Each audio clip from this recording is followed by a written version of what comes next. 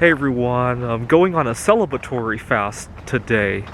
18 years ago today, on September 4th, 2002, Kelly Clarkson won the first season of American Idol. I remember at the time I was going to college part-time, and I would love to go around campus voting for my favorite American Idols every time I see a payphone. And it drove my mom crazy. She was driving me to the campus, and right after class I would run all around campus looking for payphones to vote for. First it was Kelly Clarkson, and then a few seasons later I was voting for Jasmine Trias, and I must have called thousands, if not tens of thousands of times.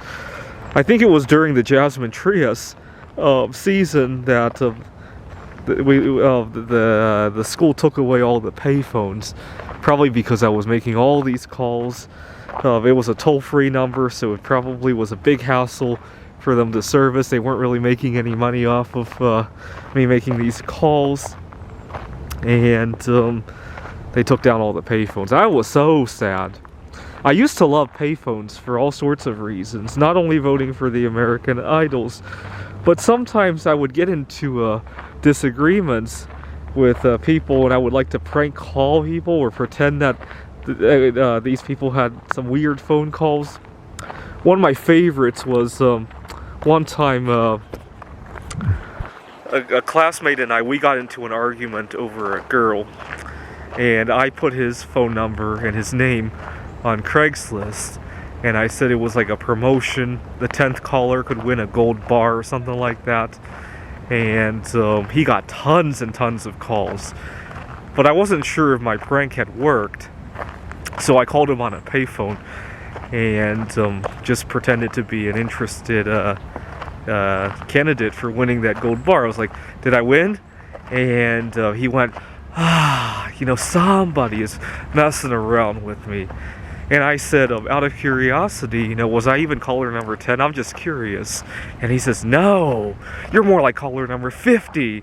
And I had to bite my lips to keep from laughing. So he got at least 50 calls, and then he probably got more after I checked in on him. So unfortunately, no more payphones. I love little pranks like that, especially putting people's numbers on Craigslist. Unfortunately, now you have to pay to put an ad on Craigslist.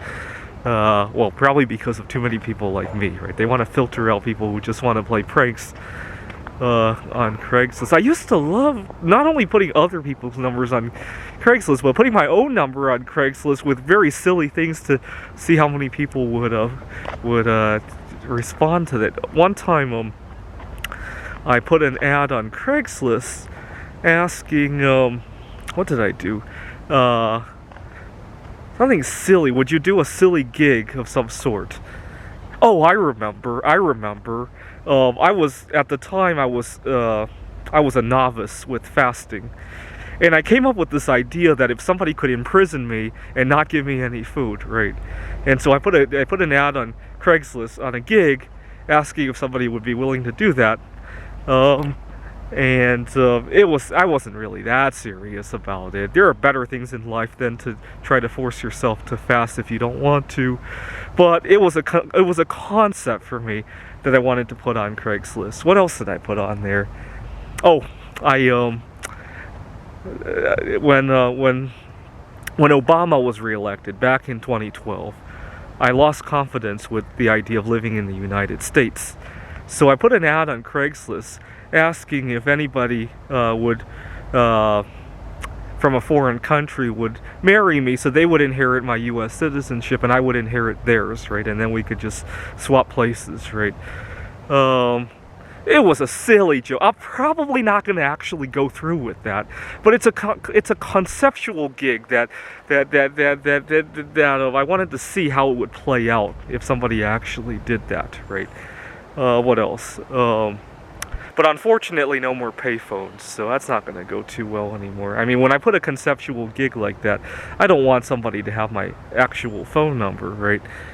But anyways, 18 years ago, I was voting for Kelly Clarkson like crazy, if I remember correctly. She ended up competing against 10 other idols from other countries in a World Idol special, and she got second place, I think. Norway won the World Idol. And so when I heard about Norway having difficulties with COVID-19, I was like, they deserve it, because I was pretty upset about Kelly Clarkson losing in World Idol. Anyways, how many hours am I up to now? Well, actually a lot, because yesterday I got so caught up on my backgammon tournament for the machine learning. I hope to compete every year. Well, I hope, because obviously COVID-19, but I have the Computer Olympiad in October, which is probably going to be held virtually. But then, if I win that one, every year at the Backgammon Open, I think this year it's going to be held in Israel. Hopefully, there's a man versus machine event where the strongest backgammon AI program competes against the strongest backgammon expert. I mentioned this on other videos. I often dream things that later happen. And about 2 years ago, I used to hate how when you go to a backgammon tournament, there's always so much money at stake. Sometimes a lot of the good tournaments are outside of my budget. I've seen people throw thousands of dollars on backgammon at a tournament like in New York or in Chicago. I don't get where people come up with the money to do that. One time I was actually in New York, and I wanted to watch this backgammon game because these two guys really looked like they knew what they were doing. And one of the players angrily tells me to go away because this is a $10,000 a point game. $10,000 a point! I don't know if you've ever seen a backgammon doubling cube, but that's where you can double the stakes of the game. And it goes up to 64. It technically doesn't have a limit, but 64 is apparently common enough that they want to put it on the cube. $640,000 that these people were betting when the cube gets to that much, right? Even though it's Manhattan, that's still a lot of money, right? So I often go to some lower income places to play backgammon, right? Instead of going to New York or Chicago, sometimes I'll go to some of the smaller divisions, like there was one in Idaho, obviously because of COVID-19, no more, right? Or when I go to Japan or Taiwan. But even then, I just find it really annoying that people want to bet money on it. It's supposed to be a social event, right? It's kind of like you don't mix business with pleasure, right? I want to go to a backgammon tournament to make connections, right? So I used to be very upset about that, and then last 2 years ago, I had a dream that I was at a backgammon tournament and I had won about $1 million. And the director, he was shaking my hand and he was holding a big stack of bills about that high. And if I remember correctly, in my dream, it was all sorts of currencies because there were people competing from all over the world. But the total was about $1 million US. And he was handing me a big stack of currency about that tall and shaking my hands. And it felt really good. It wasn't so much that I wanted to money, but I remember in the dream, the director was asking me what I planned to do with all this money, and I told him something to the effect of, well, now I guess I can afford to play backgammon more. So you get the idea. I just love playing backgammon. I don't hope to make a living doing it. I don't hope to hit the jackpot or anything like that. If anything else, I hope to make a friend doing it, but not hit the jackpot or anything like that. But it felt really good when the director was shaking my hand, and then I woke up.